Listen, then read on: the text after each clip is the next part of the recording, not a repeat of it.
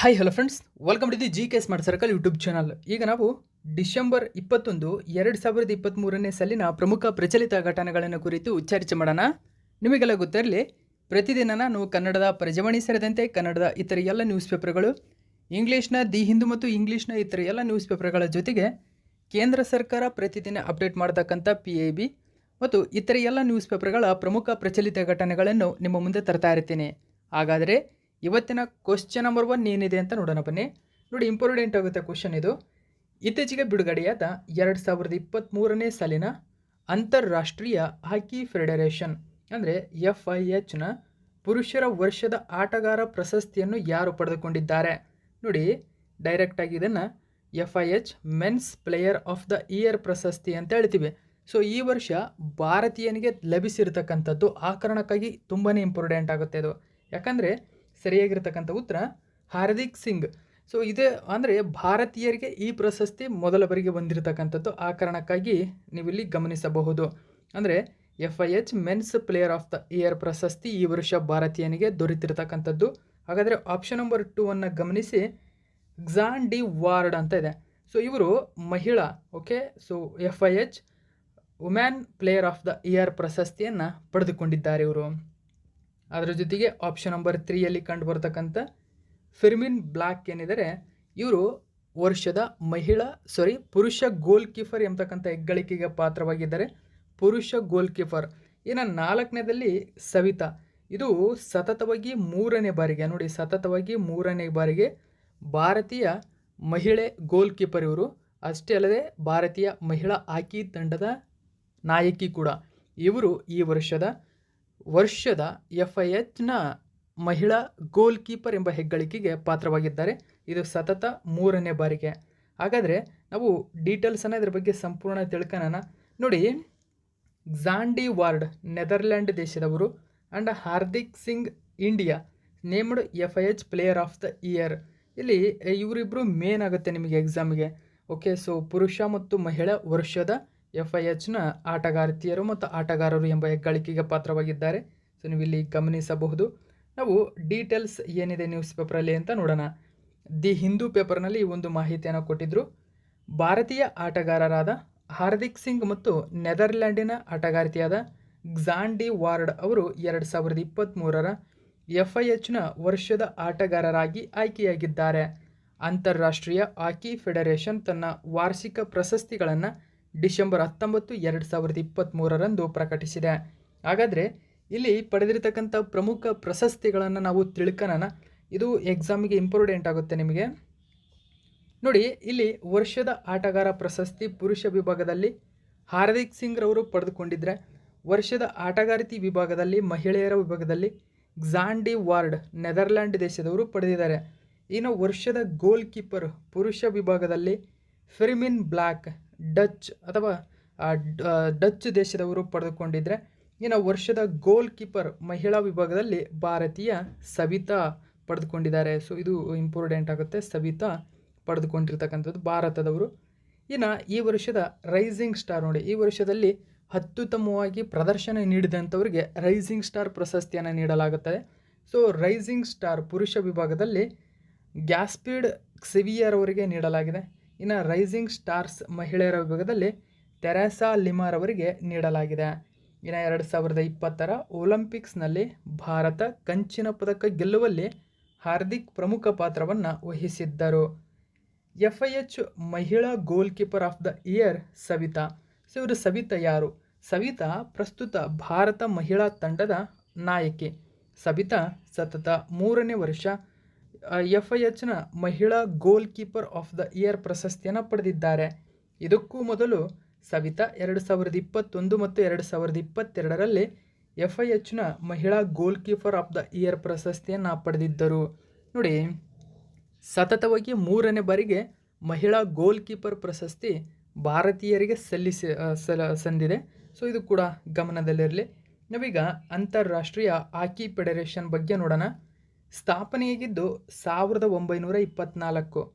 ಕೇಂದ್ರ ಕಚೇರಿ ಸ್ವಿಟ್ಜರ್ಲ್ಯಾಂಡಿನ ಲೌಸೆನ್ನಾದಲ್ಲಿದೆ. ಓಕೆ, FIHನ್ನು ಅಂತಾರಾಷ್ಟ್ರೀಯ ಒಲಿಂಪಿಕ್ ಸಮಿತಿಯು ವಿಶ್ವಾದ್ಯಂತ ಹಾಕಿಗೆ ಏಕೈಕ ಆಡಳಿತ ಮಂಡಳಿಯಾಗಿದೆ. ನೋಡಿ, ಆಕೆಗೆ ಇರುವ ಏಕೈಕ ಆಡಳಿತ ಮಂಡಳಿ ವಿಶ್ವ ಮಟ್ಟದಲ್ಲಿ ಇರತಕ್ಕಂಥದ್ದು FIH ಮಾತ್ರ. ಈ FIH ಬಿಡುಗಡೆ ಮಾಡಿರ್ತಕ್ಕಂಥ ಈ ವರ್ಷದ ಆಟಗಾರರು ಪ್ರಶಸ್ತಿ ಏನಿದೆ ಇದು ಎಕ್ಸಾಮ್ಗೆ ಇಂಪಾರ್ಟೆಂಟ್ ಆಗುತ್ತೆ. ಇನ್ನು FIH ಫೀಲ್ಡ್ ಹಾಕಿಯ ಪ್ರಮುಖ ಅಂತಾರಾಷ್ಟ್ರೀಯ ಪಂದ್ಯಗಳನ್ನು ವಿಶೇಷವಾಗಿ ವಿಶ್ವಕಪ್ಪನ್ನು ಆಯೋಜಿಸುವ ಜವಾಬ್ದಾರಿಯನ್ನು ಹೊಂದಿದೆ. ಓಕೆ, ಸೊ ನೆಕ್ಸ್ಟ್ ನಾವು ಎರಡನೇ ಕ್ವಶನ್ ನೋಡೋಣ. ನೋಡಿ, ಇದೀಗ ಕೇಂದ್ರ ಸರ್ಕಾರ ಮೇಜರ್ ಧ್ಯಾನ್ ಚಂದ್ ಪ್ರಶಸ್ತಿ ಮತ್ತು ಅರ್ಜುನ್ ಪ್ರಶಸ್ತಿಯನ್ನು ನೀಡಿ ಮತ್ತು ದ್ರೋಣಾಚಾರ್ಯ ಪ್ರಶಸ್ತಿಗಳನ್ನು ನೀಡಿ ಆದೇಶವನ್ನು ಹೊರಡಿಸಿದೆ.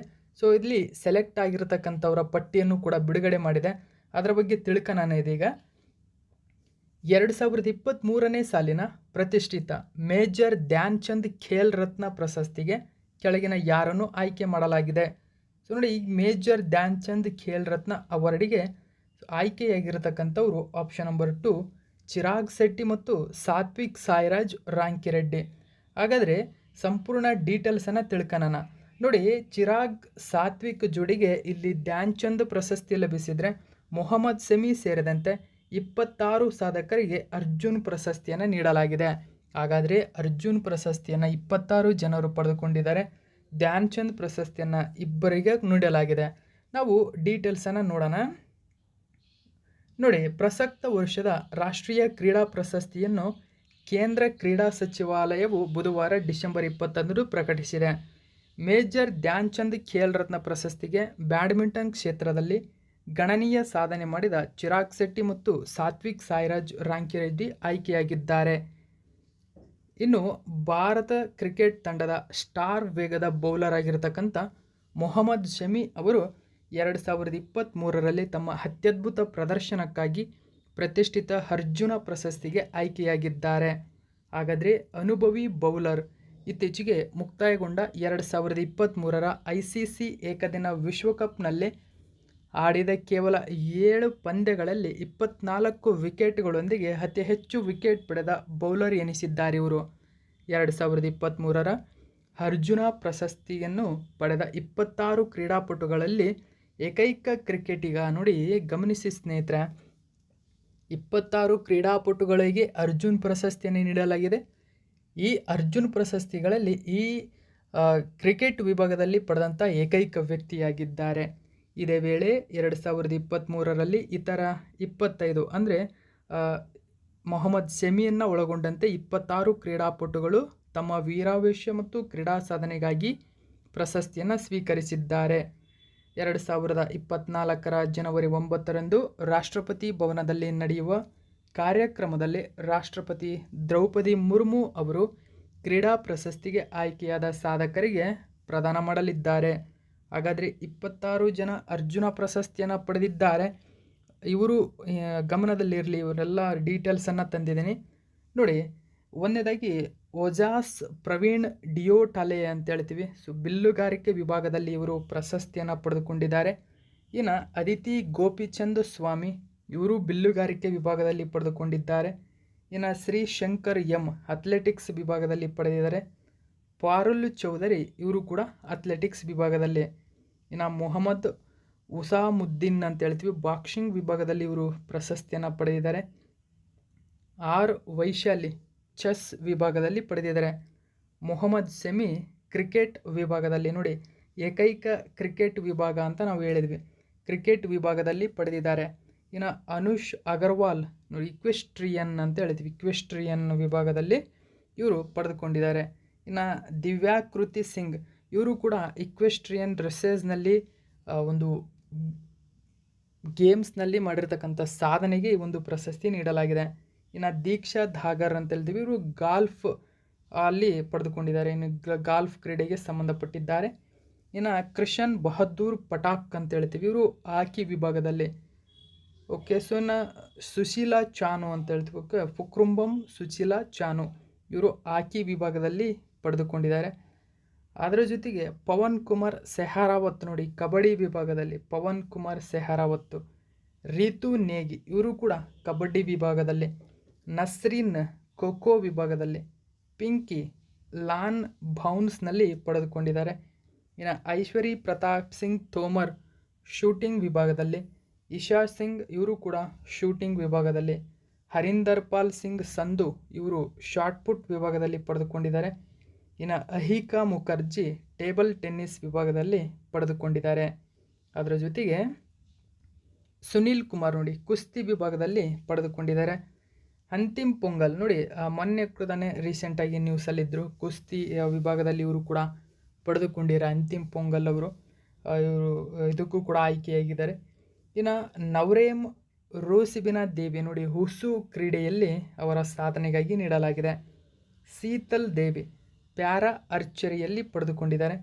ಇನ್ನು ಇಲ್ಲೂರಿ ಅಜಯ್ ಕುಮಾರ್ ರೆಡ್ಡಿ ಅಂಧರ ಕ್ರಿಕೆಟ್ ವಿಭಾಗದಲ್ಲಿ ನೀಡಲಾಗಿದೆ ಅವರಿಗೆ ನೋಡಿ. ಅಂಧರ ಕ್ರಿಕೆಟ್ ಆಟಗಾರರವರು ಇಲ್ಲೂರಿ ಅಜಯ್ ಕುಮಾರ್ ರೆಡ್ಡಿ ಈ ತರಹದಲ್ಲಿ ಹೈಲೈಟ್ ಆಗ್ತವೆ. ಇನ್ನು ಪ್ರಾಚಿ ಯಾದವ್ ನೋಡಿ ಇವರು ಪ್ಯಾರಾ ಕ್ಯಾನೋಯಿಂಗ್ ಕ್ರೀಡಾಕೂಟ ಅಂತೇಳಿ ಕ್ಯಾನೋಯಿಂಗ್ನಲ್ಲಿ ಪ್ರಾಚಿ ಯಾದವ್ರವರಿಗೆ ನೀಡಲಾಗಿದೆ. ಇನ್ನು ಧ್ಯಾನ್ ಚಂದ್ ಜೀವಮಾನ ಪ್ರಶಸ್ತಿ ನೋಡಿ, ಧ್ಯಾನ್ ಚಂದ್ ಜೀವಮಾನ ಪ್ರಶಸ್ತಿ ಇದು. ಜೀವಮಾನ ಪ್ರಶಸ್ತಿಗೆ ಕವಿತಾ ಕಬಡ್ಡಿ ವಿಭಾಗದಲ್ಲಿ ಆಯ್ಕೆಯಾಗಿದ್ದರೆ, ಮಂಜುಷಾ ಕನ್ವರ್ ಬ್ಯಾಡ್ಮಿಂಟನ್ ವಿಭಾಗದಲ್ಲಿ ಆಯ್ಕೆಯಾಗಿದ್ದಾರೆ. ಇನ್ನು ವಿನಯ್ ಕುಮಾರ್ ಶರ್ಮಾ ಹಾಕಿ ವಿಭಾಗದಲ್ಲಿ ಆಯ್ಕೆಯಾಗಿದ್ದಾರೆ.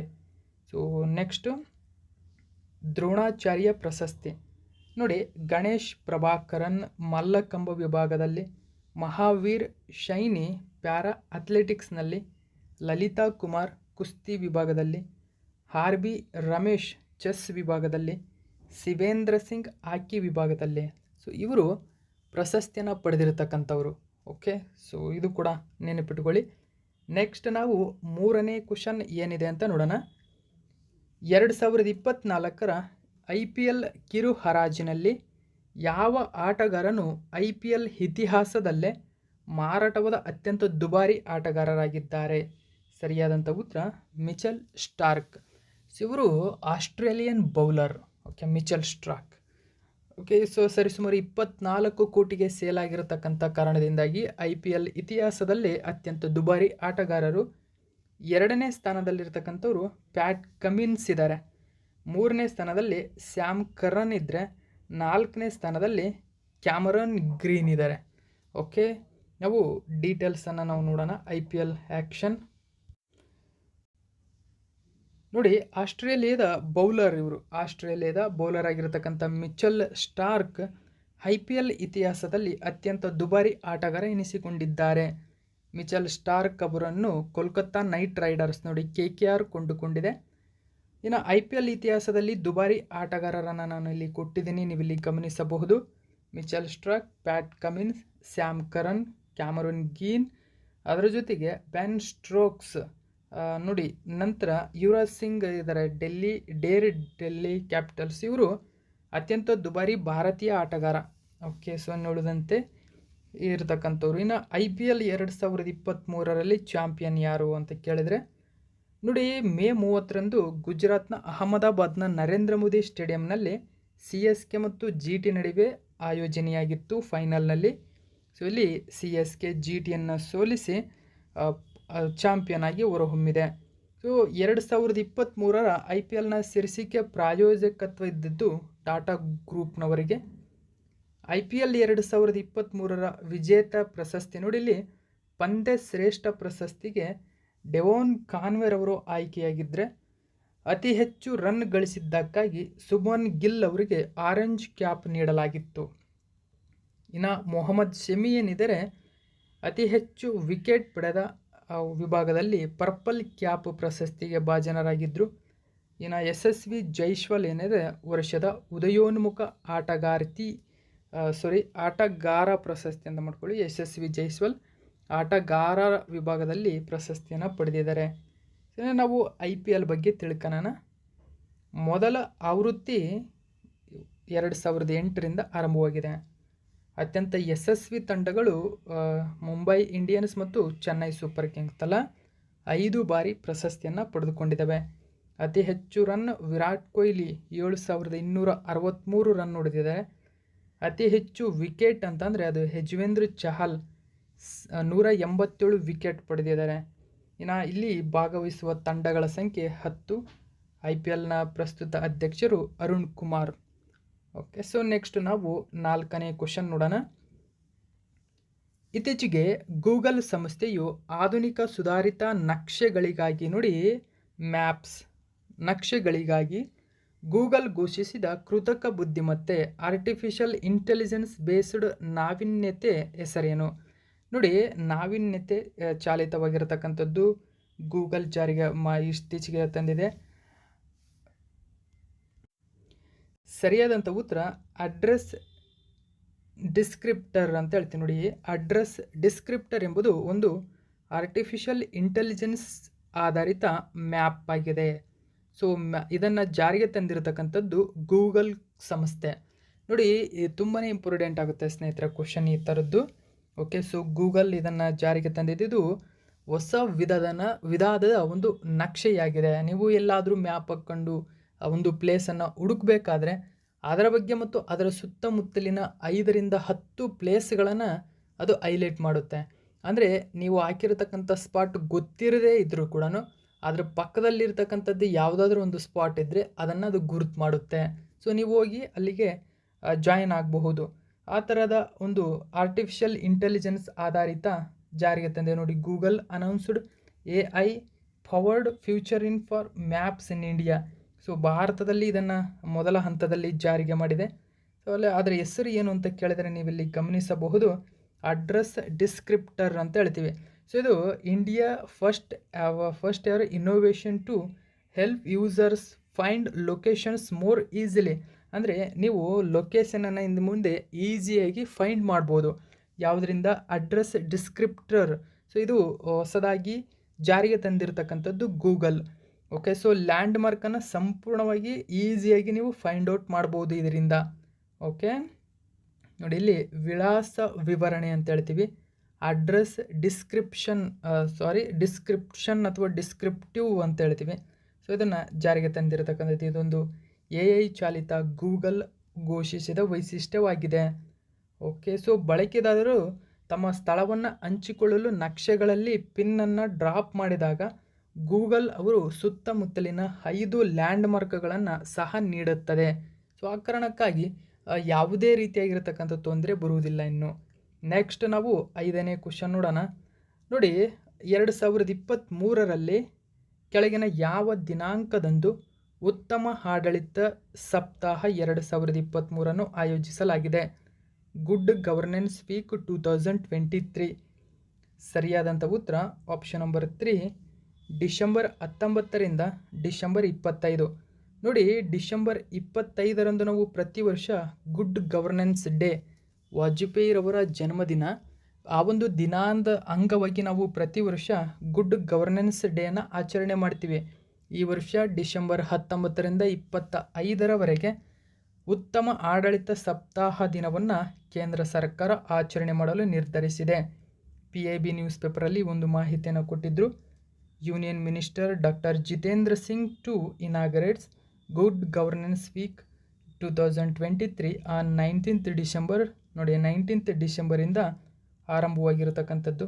So increasing efficiency in decision making in the central secretariat. ಇದನ್ನು ಮಾಡಿರ್ತಕ್ಕಂಥದ್ದು ಇದರ ಒಂದು ಇನಿಷಿಯೇಟಿವ್ ಆಗಿದೆ ಇದು. ಓಕೆ, ಸೊ ಡೀಟೇಲ್ಸನ್ನು ತಿಳ್ಕೊಳ್ಳೋಣ. ನೋಡಿ, ಈ ವರ್ಷ ಡಿಸೆಂಬರ್ 19ರಿಂದ 25ರವರೆಗೆ ಆಚರಣೆ ಮಾಡಲಾಗ್ತಾ ಇದೆ. ಹಾಗಾದರೆ ಉತ್ತಮ ಆಡಳಿತ ಸಪ್ತಾಹ 2023 ಭಾರತ ಸರ್ಕಾರದ ಆಡಳಿತ ಸುಧಾರಣೆಗಳು ಮತ್ತು ಸಾರ್ವಜನಿಕ ಕುಂದುಕೊರತೆಗಳ ಇಲಾಖೆ DARPG ಆಯೋಜಿಸಿದೆ. DARPG ಸತತ 3ನೇ ವರ್ಷ ವಾರದ ಆಚರಣೆಗಳನ್ನು ಆಯೋಜಿಸುತ್ತಿದೆ. ನೋಡಿ, 3ನೇ ಬಾರಿಗೆ ಸತತ. ಇದನ್ನು ನಾನು ಹೇಳಿದಂತೆ ಅಟಲ್ ಬಿಹಾರಿ ವಾಜಪೇಯಿ ಅವರ ಜನ್ಮದಿನ ಡಿಸೆಂಬರ್ 25ರಂದು ನಾವು ಉತ್ತಮ ಆಡಳಿತ ದಿನವನ್ನು ಆಚರಣೆ ಮಾಡ್ತಿದ್ದೀವಿ. ನೆಕ್ಸ್ಟ್ 6ನೇ ಕ್ವಶನ್ ಏನಿದೆ ಅಂತ ನೋಡೋಣ. ನೋಡಿ, ಪ್ರತಿ ವರ್ಷ ಡಿಸೆಂಬರ್ 20ರಂದು ಅಂತಾರಾಷ್ಟ್ರೀಯ ಮಾನವ ಒಗ್ಗಟ್ಟಿನ ದಿನ, ಇಂಟರ್ನ್ಯಾಷನಲ್ ಹ್ಯೂಮನ್ ಸಾಲಿಡರಿಟಿ ಡೇ. ನೋಡಿ, ಅಂತಾರಾಷ್ಟ್ರೀಯ ಮಾನವ ಒಗ್ಗಟ್ಟಿನ ದಿನ, ಇಂಟರ್ನ್ಯಾಷನಲ್ ಹ್ಯೂಮನ್ ಸಾಲಿಡರಿಟಿ ಡೇ ಅನ್ನು ಆಚರಣೆ ಮಾಡ್ತೀವಿ. ಹಾಗಾದರೆ ಈ ವರ್ಷದ ವಿಷಯ ಅಥವಾ ಥೀಮ್ ಏನು? ಸರಿಯಾದಂಥ ಉತ್ತರ ನೋಡಿ, ಬದಲಾವಣೆಗಾಗಿ ವಕೀಲರು ಎಂಬುದು ಈ ವರ್ಷದ ಥೀಮ್ ಆಗಿದೆ. ಅಂದರೆ ಅಂದರೆ ಇಲ್ಲಿ ನೋಡಿ ಗಮನಿಸಿ, advocate for change, advocate for change this year theme international human solidarity day. ಈ ವರ್ಷದ ಥೀಮ್ ಇಲ್ಲಿ ಗಮನಿಸಬಹುದು, ಅಂತಾರಾಷ್ಟ್ರೀಯ ವಕೀಲರ ದಿನ ಡಿಸೆಂಬರ್ 20ರಂದು ಆಚರಣೆ ಮಾಡ್ತೀವಿ. ವಕೀಲರ ದಿನ ಅಲ್ಲ, ಅಂತಾರಾಷ್ಟ್ರೀಯ ಮಾನವ ಒಗ್ಗಟ್ಟಿನ ದಿನ. ಹಾಗಾದರೆ ಇದರ ಉದ್ದೇಶವೇನು ನೋಡಿ, ಬಡತನವನ್ನು ನಿರ್ಮೂಲನೆ ಮಾಡುವುದು ಮತ್ತು ಅಭಿವೃದ್ಧಿಶೀಲ ರಾಷ್ಟ್ರಗಳಲ್ಲಿ ವಿಶೇಷವಾಗಿ ಅವರ ಜನಸಂಖ್ಯೆಯ ಬಡ ವಿಭಾಗಗಳಲ್ಲಿ ಮಾನವ ಮತ್ತು ಸಾಮಾಜಿಕ ಅಭಿವೃದ್ಧಿಯನ್ನು ಉತ್ತೇಜಿಸುವುದು ಇದರ ಉದ್ದೇಶವಾಗಿದೆ. ನೋಡಿ, ಆ ಒಂದು ದಿನದ ಉದ್ದೇಶವೇನು, ಯಾವಾಗ ಆಚರಣೆ ಮಾಡ್ತೀವಿ, ಆ ವರ್ಷದ ಥೀಮ್ ಏನು, ಇವೆಲ್ಲ ಮಾಹಿತಿಗಳು ಇಂಪಾರ್ಟೆಂಟ್ ಆಗುತ್ತೆ ಫ್ರೆಂಡ್ಸ್. ನೆಕ್ಸ್ಟ್ ನಾವು 7ನೇ ಕ್ವಶನ್ ಏನಿದೆ ಅಂತ ನೋಡೋಣ. ಇತ್ತೀಚೆಗೆ ನವದೆಹಲಿಯಲ್ಲಿ ಮುಕ್ತಾಯಗೊಂಡ ಮೊದಲ ಖೇಲೋ ಇಂಡಿಯಾ ಪ್ಯಾರಾ ಗೇಮ್ಸ್ನಲ್ಲಿ ಯಾವ ರಾಜ್ಯವು ಗರಿಷ್ಠ ಪದಕಗಳನ್ನು ಗೆದ್ದು ದೇಶದಲ್ಲೇ ಅಗ್ರಸ್ಥಾನ ಪಡೆದುಕೊಂಡಿದೆ? ನೋಡಿ, first ever Khelo India para games ಇವು. ಇದರಲ್ಲಿ ಅಗ್ರಸ್ಥಾನ ಪಡೆದುಕೊಂಡಿರತಕ್ಕಂಥ ರಾಜ್ಯ ಹರಿಯಾಣ. ನೋಡಿ, ಹರಿಯಾಣ ಸರಿಸುಮಾರು 105 ಪದಕಗಳನ್ನು ಪಡೆದುಕೊಳ್ಳುವ ಮೂಲಕ ದೇಶದಲ್ಲಿ ಮೊದಲ ಬಾರಿಗೆ ದೆಹಲಿಯಲ್ಲಿ ಆಯೋಜನೆ ಮಾಡಿರ್ತಕ್ಕಂಥ ಈ ಒಂದು ಮೊದಲ ಖೇಲೋ ಇಂಡಿಯಾ ಪ್ಯಾರಾ ಗೇಮ್ಸ್ನಲ್ಲಿ ಅಗ್ರಸ್ಥಾನದಲ್ಲಿದೆ. ಹಾಗಾದರೆ 2ನೇ ಸ್ಥಾನದಲ್ಲಿರ್ತಕ್ಕಂಥದ್ದು ಉತ್ತರ ಪ್ರದೇಶ, 2ನೇ ಸ್ಥಾನದಲ್ಲಿದೆ. 3ನೇ ಸ್ಥಾನದಲ್ಲಿ ತಮಿಳುನಾಡು ಇದೆ. ನೋಡಿ, 3ನೇ ಸ್ಥಾನದಲ್ಲಿ ತಮಿಳುನಾಡು ಇದ್ದರೆ 4ನೇ ಸ್ಥಾನದಲ್ಲಿ ಗುಜರಾತ್ ಇದೆ. ನಾನು ಟಾಪ್ 1ರಿಂದ 10ರವರೆಗೂ ನಿಮಗೆ ಡೀಟೇಲ್ಸನ್ನು ಕೊಡ್ತೀನಿ, 10 ರಾಜ್ಯಗಳವರೆಗೂ. ಯಾಕಂದರೆ ಅಲ್ಲಿ ನಡುವೆ ಯಾವುದಾದ್ರೂ ಕೂಡ ಕೇಳಬಹುದಾಗಿದೆ. ಆ ಕಾರಣಕ್ಕಾಗಿ 10 ರಾಜ್ಯಗಳನ್ನು ನೆನ್ಪಿಟ್ಕೊಂಡ್ರೆ ಒಳ್ಳೆಯದು. ಹರಿಯಾಣ ನೋಡಿ, emerges best as Khelo India para games end with a bang. ಡೀಟೇಲ್ಸನ್ನು ತಿಳ್ಕೊಳ್ಳೋಣ. ಮುಕ್ತಾಯಗೊಂಡಿತ್ತು ಸ್ನೇಹಿತರೆ, KIPG ಅಂತ ಹೇಳ್ತೀವಿ ಇದನ್ನು. ಡಿಸೆಂಬರ್ 17ರಂದು ನವದೆಹಲಿಯಲ್ಲಿ ಮುಕ್ತಾಯಗೊಂಡಿದೆ. ಇದರಲ್ಲಿ ಹರಿಯಾಣ 40 ಚಿನ್ನ, 39 ಬೆಳ್ಳಿ, 26 ಕಂಚು ಸೇರಿದಂತೆ ಟೋಟಲ್ 105 ಪದಕದೊಂದಿಗೆ ಅಗ್ರಸ್ಥಾನದಲ್ಲಿದೆ. ಹಾಗಾದರೆ ಇದರ ಒಂದು ಪ್ರಮುಖ ಸಂಗತಿಗಳನ್ನು ತಿಳ್ಕೊಳ್ಳೋಣ ನಾವು KIPGದ. ಓಕೆ, ಇದರ ಪ್ರಮುಖ ಸಂಗತಿ ನೋಡಿ, KIPG 2023ರ ಮ್ಯಾಸ್ಕಟ್ ಉಜ್ವಲವಾಗಿತ್ತು. ಅಂದರೆ ಅದನ್ನು ಪುಟ್ಟ ಗುಬ್ಬಚ್ಚಿ ಅಂತ ಕರಿತೀವಿ ನಾವು. ಮೊದಲ ಖೇಲೋ ಇಂಡಿಯಾ ಪ್ಯಾರಾ ಗೇಮ್ಸ್ನಲ್ಲಿ ಒಟ್ಟು 7 ಕ್ರೀಡಾ ಸ್ಪರ್ಧೆಗಳನ್ನು ಆಯೋಜಿಸಲಾಗಿತ್ತು. ನೋಡಿ, 7 ಕ್ರೀಡಾ ಸ್ಪರ್ಧೆಗಳು ಮಾತ್ರ ಆಯೋಜಿಸಲಾಗಿತ್ತು. ಅವು ಕೂಡ ನಿಮಗೆ ಗಮನದಲ್ಲಿರಲಿ ಇವು. ಓಕೆ, ಇಲ್ಲಿ KIPG ಪಟ್ಟಿಯಲ್ಲಿ ಅಗ್ರ 5 ರಾಜ್ಯಗಳನ್ನು ಕೊಟ್ಟಿದ್ದೀನಿ, ನೀವು ಇಲ್ಲಿ ಗಮನಿಸಬಹುದು. ಇಲ್ಲಿಯವರೆಗೆ ಖೇಲೋ ಇಂಡಿಯಾ ಉಪಕ್ರಮದ ಅಡಿಯಲ್ಲಿ 5 ಖೇಲೋ ಇಂಡಿಯಾ ಯೂತ್ ಗೇಮ್ಸ್ಗಳು, 3 ಖೇಲೋ ಇಂಡಿಯಾ ಯೂನಿವರ್ಸಿಟಿ ಗೇಮ್ಸ್ಗಳು, 3 ಖೇಲೋ ಇಂಡಿಯಾ ವಿಂಟರ್ ಗೇಮ್ಸ್ಗಳು. ನೋಡಿ, ಇಲ್ಲಿ 5 ಮಾತ್ರ ಖೇಲೋ ಇಂಡಿಯಾ ಯೂತ್ ಗೇಮ್ಸ್ ನಡೆದಿದೆ. ಇನ್ನುಳಿದಂತೆ ಯೂನಿವರ್ಸಿಟಿ ಗೇಮ್ಸು, ವಿಂಟರ್ ಗೇಮ್ಸು ತಲಾ 3 ನಡೆದಿದೆ. ಯೂತ್ ಗೇಮ್ಸ್ ಮಾತ್ರ 5 ನಡೆದಿರತಕ್ಕಂಥದ್ದು. Para games 1. ಇವೆಲ್ಲ ನೆನಪಿರಲಿ. ಖೇಲೋ ಇಂಡಿಯಾ ಉಪಕ್ರಮದ ಮುಖ್ಯ ಉದ್ದೇಶವು ದೇಶದಲ್ಲಿ ತಳಮಟ್ಟದ ಕ್ರೀಡೆಗಳನ್ನು ಉತ್ತೇಜಿಸುವುದಾಗಿದೆ. ನೋಡಿ, ತಳಮಟ್ಟದ ಕ್ರೀಡೆಗಳನ್ನು ಉತ್ತೇಜಿಸುವುದು. ಟಾಪ್ 10 ರಾಜ್ಯಗಳನ್ನು ಕೊಡ್ತೀನಿ ಅಂತ ಹೇಳಿದೆ. ನೋಡಿ, ಇಲ್ಲಿ ಹರಿಯಾಣ, UP, ತಮಿಳುನಾಡು, ಗುಜರಾತ್, ಮಹಾರಾಷ್ಟ್ರ, ರಾಜಸ್ಥಾನ, ಪಂಜಾಬ್, ದೆಹಲಿ, ಕರ್ನಾಟಕ. ಇಲ್ಲಿ ಕರ್ನಾಟಕ ಇಲ್ಲಿ ಯಾವ ಸ್ಥಾನದಲ್ಲಿದೆ ಅಂತಕ್ಕಂಥದ್ದನ್ನು ನೀವು ಇಲ್ಲಿ ಗಮನಿಸಬಹುದು. ಇನ್ನು ನಾವು 8ನೇ ಕ್ವಶನ್ ಏನಿದೆ ಅಂತ ನೋಡೋಣ ಬನ್ನಿ. ನೋಡಿ, ಡಿಸೆಂಬರ್ 2023ರಲ್ಲಿ ಯಾವ ಭಾರತೀಯ ವಿಮಾನಯಾನ ಸಂಸ್ಥೆಯು ಒಂದೇ ಕ್ಯಾಲೆಂಡರ್ ವರ್ಷದಲ್ಲಿ, ನೋಡಿ ಒಂದೇ ವರ್ಷದಲ್ಲಿ 100 ಮಿಲಿಯನ್ ಪ್ರಯಾಣಿಕರನ್ನು ಸಾಗಿಸಿದ ದೇಶದ ಮೊದಲ ವಿಮಾನ ನಿಲ್ದಾಣ ಎಂಬ ಐತಿಹಾಸಿಕ ಮೈಲುಗಲ್ಲನ್ನು ದಾಟಿದೆ. ನೋಡಿ, ಕೇವಲ ಒಂದೇ ಕ್ಯಾಲೆಂಡರ್ ವರ್ಷದಲ್ಲಿ 100 ಮಿಲಿಯನ್ ಪ್ರಯಾಣಿಕರನ್ನು ಸಾಗಣೆ ಮಾಡಿದೆ. ಈ ಮೂಲಕ ದೇಶದಲ್ಲಿ ಇತಿಹಾಸ ಸೃಷ್ಟಿಸಿರ್ತಕ್ಕಂಥದ್ದು ಏರ್ಲೈನ್ಸ್ ಯಾವುದು ಅಂತ ಕೇಳಿದರೆ ಅದು ಇಂಡಿಗೋ ಏರ್ಲೈನ್ಸ್. ಡೀಟೇಲ್ಸನ್ನು ನೋಡಿ, ದಿ ಫೈನಾನ್ಷಿಯಲ್ ಎಕ್ಸ್ಪ್ರೆಸ್ ಪೇಪರ್ನಲ್ಲಿ ಮಾಹಿತಿಯನ್ನು ಕೊಟ್ಟಿದ್ದರು. Indigo achieves historic milestone becomes the first Indian airline to carry 100 million passengers in a year. ನೋಡಿ, ಕೇವಲ ಒಂದೇ ವರ್ಷದಲ್ಲಿ 100 ಮಿಲಿಯನ್ ಪ್ಯಾಸೆಂಜರ್ಸ್ಗಳನ್ನು ಸಾಗಣೆ ಮಾಡಿದೆ.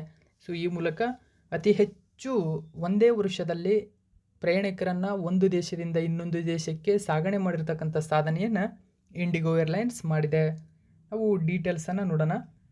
ಭಾರತದ ಪ್ರಮುಖ ವಿಮಾನಯಾನ ಸಂಸ್ಥೆಯಾದ ಇಂಡಿಗೋ ಒಂದೇ ಕ್ಯಾಲೆಂಡರ್ ವರ್ಷದಲ್ಲಿ 100 ಮಿಲಿಯನ್ ಪ್ರಯಾಣಿಕರನ್ನು ಸಾಗಿಸುವ ಮೂಲಕ ಭಾರತದಲ್ಲಿ ಮೊದಲ ಬಾರಿಗೆ ಇತಿಹಾಸ ನಿರ್ಮಿಸಿದೆ. ಈ ಸಾಧನೆಯು ಇಂಡಿಗೋವನ್ನು ಪ್ರಯಾಣಿಕರ ದಟ್ಟಣೆಯಿಂದ ಜಾಗತಿಕವಾಗಿ ಟಾಪ್ 10 ಅತಿದೊಡ್ಡ ವಿಮಾನಯಾನ ಸಂಸ್ಥೆಗಳಲ್ಲಿ ಸ್ಥಾನದಲ್ಲಿ ಇರಿಸಿದೆ. ಓಕೆ, ಸೊ ನೆಕ್ಸ್ಟ್ ನಾವು 9ನೇ ಕ್ವಶನ್ ನೋಡೋಣ. ಮೋಸ್ಟ್ ಇಂಪಾರ್ಟೆಂಟ್ ಆಗುತ್ತೆ ಕ್ವಶನ್ ಸ್ನೇಹಿತರೆ, ಗಮನಿಸಿ ನೋಡಿ. ಇತ್ತೀಚೆಗೆ ವಿಶ್ವಸಂಸ್ಥೆಯು ಯುನೈಟೆಡ್ ನೇಷನ್ 2024 ವರ್ಷವನ್ನು ಡ್ಯಾಶ್ನೇ ವರ್ಷವೆಂದು ಘೋಷಣೆ ಮಾಡಿದೆ. ನೋಡಿ, ಸರಿಯಾದಂಥ ಉತ್ತರ ಆಪ್ಷನ್ ನಂಬರ್ 2, ಕ್ಯಾಮೆಲೀಡ್ಗಳ ಅಂತಾರಾಷ್ಟ್ರೀಯ ವರ್ಷ. ಕ್ಯಾಮೆಲೀಡ್ಗಳು, ಓಕೆ, ಸೊ ಒಂಟೆಗಳ ಅಂತಾರಾಷ್ಟ್ರೀಯ ವರ್ಷ ಅಂತ ಘೋಷಣೆ ಮಾಡಿದೆ ಸ್ನೇಹಿತರೆ 2024 ವರ್ಷವನ್ನು. 2023 ಮಿಲ್ಲೆಟ್ಸ್ ಇಯರ್, ರಾಗಿ ವರ್ಷವಾಗಿದ್ದರೆ 2024 ಒಂಟೆಗಳ ಕ್ಯಾಮೆಲೀಡ್ಗಳ ವರ್ಷ ಅಂತ ಘೋಷಣೆ ಮಾಡಿದೆ. ಸೊ ನಾವು ಡೀಟೇಲ್ಸನ್ನು ತಿಳ್ಕೊಳ್ಳೋಣ. NDTV ನ್ಯೂಸ್ ಪೇಪರಲ್ಲಿ ಮಾಹಿತಿಯನ್ನು ಕೊಟ್ಟಿದ್ದರು ನೋಡಿ. UN declares 2024 as year on camelids. So ಕ್ಯಾಮೆಲೀಡ್ಸ್ಗಳ ವರ್ಷ ಅಂತ ಘೋಷಣೆ ಮಾಡಿದೆ. ಪ್ರಪಂಚದಾದ್ಯಂತ ಜನರ ಜೀವನದಲ್ಲಿ ಒಂಟೆಗಳ ಪ್ರಾಮುಖ್ಯತೆಯನ್ನು ಎತ್ತಿ ಹಿಡಿಯಲು ವಿಶ್ವಸಂಸ್ಥೆಯು 2024ನೇ ವರ್ಷವನ್ನು ಕ್ಯಾಮೆಲೀಡ್ಗಳ ಅಂತಾರಾಷ್ಟ್ರೀಯ ವರ್ಷವೆಂದು ಘೋಷಣೆ ಮಾಡಿದೆ. ಹಾಗಾದರೆ ಅಂತಾರಾಷ್ಟ್ರೀಯ ಒಂಟೆಗಳ ವರ್ಷದ ಉದ್ದೇಶವೇನು ನೋಡಿ. ಕ್ಯಾಮೆಲೀಡ್ಗಳ ಅಂತಾರಾಷ್ಟ್ರೀಯ ವರ್ಷ 2024 ಅಥವಾ ಒಂಟೆಗಳ ಬಳಕೆಯಾಗದ ಸಾಮರ್ಥ್ಯದ ಬಗ್ಗೆ ಜಾಗೃತಿ ಮೂಡಿಸಲು ಮತ್ತು ಸಂಶೋಧನೆ, ಸಾಮರ್ಥ್ಯದ ಅಭಿವೃದ್ಧಿ ಮತ್ತು ನವೀನ ಅಭ್ಯಾಸಗಳು ಮತ್ತು ತಂತ್ರಜ್ಞಾನಗಳ ಬಳಕೆಯ ಮೂಲಕ ಕ್ಯಾಮೆಲೀಡ್ಸ್ ವಲಯದಲ್ಲಿ ಹೂಡಿಕೆಯನ್ನು ಹೆಚ್ಚಿಸಲು ಶ್ರಮಿಸುವ ಗುರಿಯನ್ನು ಹೊಂದಿದೆ. ಹಾಗಾದರೆ ಒಂಟೆಗಳ ಬಗ್ಗೆ ನಾವು ತಿಳ್ಕೊಳ್ಳೋಣ ನೋಡಿ. ಒಂಟೆಗಳು ಪ್ರಪಂಚದ 90ಕ್ಕೂ ಹೆಚ್ಚು ದೇಶಗಳಲ್ಲಿ ಕಂಡುಬರುತ್ತವೆ. ಇಲ್ಲಿ ಮುಖ್ಯವಾಗಿ ನೋಡಿ, ಒಂದು ಹಂಪ್ಡ್ ಒಂಟೆ ಅಂದರೆ ಒಂದು ದುಬ್ಬ ಇರ್ತದಲ್ಲ, ಒಂದು ದುಬ್ಬದ ಒಂಟೆಗಳು ಅಂತ ಕರಿತೀವಿ. ಇವುಗಳನ್ನು ನಾವು ಡ್ರೊಮೇಡರಿ ಒಂಟೆ ಅಂತ ಕರಿತೀವಿ. ಇನ್ನು ಬ್ಯಾಕ್ಟ್ರಿಯನ್ ಒಂಟೆಗಳು, ಇದಕ್ಕೆ 2 ಹಂಪ್ಡ್ ಅಂದರೆ 2 ದುಬ್ಬುಗಳಿರ್ತವೆ. ಇವು ನಮ್ಮ ಭಾರತದಲ್ಲಿ ಇಲ್ಲಿ ಲಡಾಖ್ ಮತ್ತು ಟಿಬೆಟ್ನಲ್ಲಿ ಕಂಡುಬರ್ತವೆ ಈ ಬ್ಯಾಕ್ಟ್ರಿಯನ್ ಒಂಟೆಗಳು. ಓಕೆ, 2 ದಿಬ್ಬಗಳು ಇರ್ತವೆ ಇದಕ್ಕೆ. ಅವು ಅಲ್ಲಿ ಆ ದಿಬ್ಬಗಳಲ್ಲಿ ಮುಖ್ಯವಾಗಿ ಕೊಬ್ಬುಗಳನ್ನು ಸಂಗ್ರಹಿಸಿರ್ತವೆ ಬ್ಯಾಕ್ಟ್ರಿಯನ್ ಒಂಟೆಗಳ. ಸೊ ಇವು ನೋಡಿ, ಬ್ಯಾಕ್ಟ್ರಿಯನ್ ಒಂಟೆಗಳೇನಿದ್ದಾವೆ ಇವು ಕಾಡಿನಲ್ಲಿ ವಾಸ ಮಾಡ್ತವೆ. ಇವು ಮುಖ್ಯವಾಗಿ ಉಪ್ಪು ನೀರನ್ನು ಕುಡಿಯಲು ಸಾಮರ್ಥ್ಯವಾಗಿವೆ ನೋಡಿ. ಉಪ್ಪು ನೀರನ್ನು ಕುಡಿತಕ್ಕಂಥ ಶಕ್ತಿಯನ್ನು ಹೊಂದಿರತಕ್ಕಂಥವು. ಓಕೆ, ಸೊ ನೆಕ್ಸ್ಟು 10ನೇ ಕ್ವಶನ್ ನೋಡೋಣ. 1971 ಯುದ್ಧದಲ್ಲಿನ ಶೌರ್ಯಗಳಿಗಾಗಿ ವೈಸ್ ಅಡ್ಮಿರಲ್ ಬೆನೋಯ್ ರಾಯ್ ಚೌಧರಿ ಅವರಿಗೆ ವೀರ ಚಕ್ರವನ್ನು ನೀಡಲಾಗಿದೆ. ಹಾಗಾದರೆ ಅವರ ಪರವಾಗಿ ಕೆಳಗಿನ ಯಾವ ನೌಕಾ ಸಂಸ್ಥೆ ಈ ಒಂದು ವೀರ ಚಕ್ರವನ್ನು ಸ್ವೀಕರಿಸಿದೆ? ಸೊ ಇಲ್ಲಿ ಆಪ್ಷನನ್ನು ಗಮನಿಸಿ ಸ್ನೇಹಿತರೆ. ಸರಿಯಾಗಿರ್ತಕ್ಕಂಥ ಉತ್ತರ INS ಶಿವಾಜಿ. INS ಶಿವಾಜಿ ಅವರ ಪರವಾಗಿ ಪ್ರಶಸ್ತಿಯನ್ನು ಸ್ವೀಕರಿಸಿದೆ. ಸೊ ಮಿನಿಸ್ಟ್ರಿ ಆಫ್ ಡಿಫೆನ್ಸ್ ಈ ಒಂದು ಮಾಹಿತಿಯನ್ನು ಕೊಟ್ಟಿದ್ದಾರೆ, ಗಮನಿಸಿ. INS ಶಿವಾಜಿ ರಿಸೀವ್ಸ್ ದ ನೋಡಿ original Vir Chakra of late vice admiral. So ಇಲ್ಲಿ ಲೆಫ್ಟಿನೆಂಟ್ ಇವರು, ಸೊ ಅಡ್ಮಿರಲ್ ಆಗಿರತಕ್ಕಂಥ Binoy Roy Chowdhury at a solemn of ceremony. Okay, so ಈ ಒಂದು ಮಾಹಿತಿಯನ್ನು ನ್ಯೂಸ್ ಪೇಪರಲ್ಲಿ ಕೊಟ್ಟಿದ್ದರು.